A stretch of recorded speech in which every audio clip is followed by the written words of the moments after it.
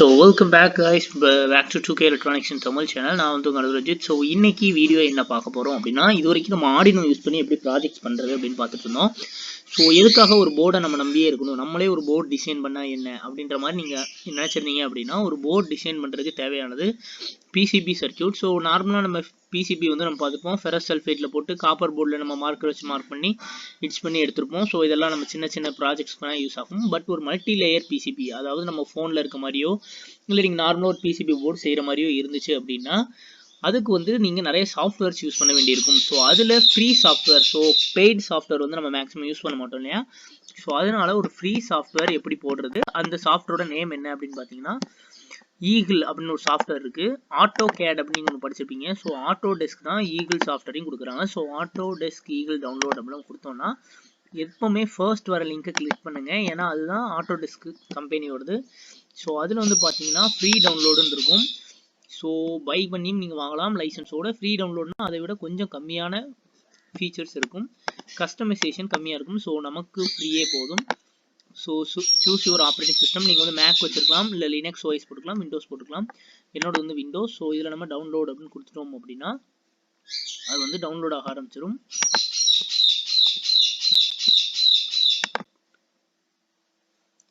So இது வந்து load ஆகிட்டு இருக்கும். ஸோ அது டவுன்லோட் ஆயிடுச்சு அப்படின்னா நீங்கள் அதை நார்மலாக இன்ஸ்டால் பண்ணுற மாதிரியே இன்ஸ்டால் பண்ணிக்கலாம். இன்ஸ்டால் பண்ண உடனே உங்களுக்கு வர ஸ்க்ரீன் வந்து,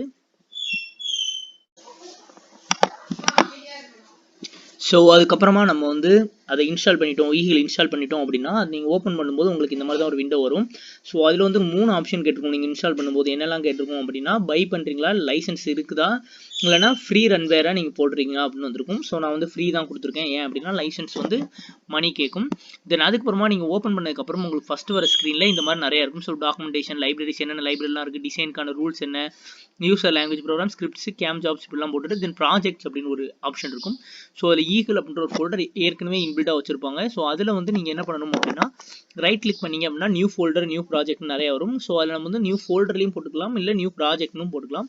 நியூ ப்ராஜெக்ட் போட்டிங்க அப்படின்னா ஃபர்ஸ்ட் அப்படின்னு ஒரு ப்ராஜெக்ட் நேம் சேவ் பண்ணியிருக்கேன். ஸோ இன்னொரு நேம் போடுறேன். ஸோ நியூ ஃபோல்டர் நமக்கு வேண்டாம், டெலீட் பண்ணிடுவோம். தென் அதுக்கப்புறமா இதில் போய் நம்ம நியூ ப்ராஜெக்ட் கொடுப்போம். நியூ ப்ராஜெக்டில் செகண்ட் அப்படின்னு நான் கொடுத்துருக்கேன். ஸோ செகண்ட் கொடுத்த உடனே அது வந்து எனேபிள் ஆயிருக்கும். இங்கே வந்து கிரீன் கலர் இருந்துச்சுன்னா அந்த ப்ராஜெக்ட் எனேபிள் இருக்குன்னு அர்த்தம். கிரே கலர் இருந்தது அப்படின்னா அந்த ப்ராஜெக்ட் நம்ம எனேபிள் பண்ணணும்னு அர்த்தம். நீங்கள் டபுள் கிளிக் பண்ணிங்கன்னா அது எனேபிள் ஆயிரும். ஸோ நம்ம இப்போ செகண்ட் ப்ராஜெக்டே போவோம். ஸோ ஃபர்ஸ்ட் வந்து நம்ம எனேபிள் பண்ணோம், எனேபிள் ஆயிடுச்சு கிரீன் கலரில். ஸோ இப்போ வந்து நம்ம என்ன பண்ணணும் அப்படின்னா, நியூ அப்படின்ற இது கொடுத்துருக்குங்க. அதை தொட்டோடனே நியூ க்ளோஸ் ப்ராஜெக்ட் அப்படின்னு நிறைய இருக்கும். அதில் ஸ்கிமேட்டிக் வேணுமா, போர்டு வேணுமா இருக்கும். நம்ம ஃபர்ஸ்ட் ஸ்கிமேட்டிக்னா என்னன்னு பார்ப்போம்.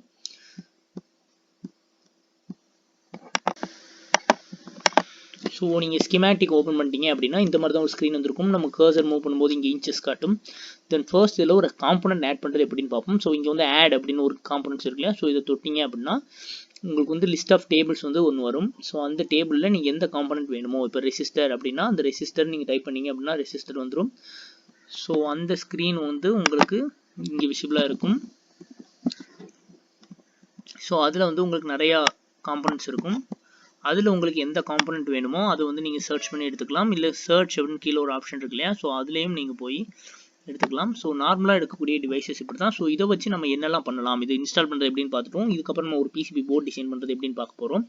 ஸோ அதுக்கான பேசிக்கில் நம்ம இன்னைக்கு இன்ஸ்டாலிங் தென் இந்த ப்ராசஸ் வரைக்கும் பார்த்தாச்சு. இதுக்கப்புறமா எப்படி இதை ஆட் பண்ணுறது, எப்படி ஒரு ரெசிஸ்டர், ஒரு கெப்பாசிட்டர் கனெக்ஷன் கொடுக்குறது எல்லாத்தையும் அப்கமிங் வீடியோஸில் பார்க்கலாம். தேங்க்யூ ஃபார் வாட்சிங் this video. Stay connected with 2K Electronics in Tamil. Thank you for watching.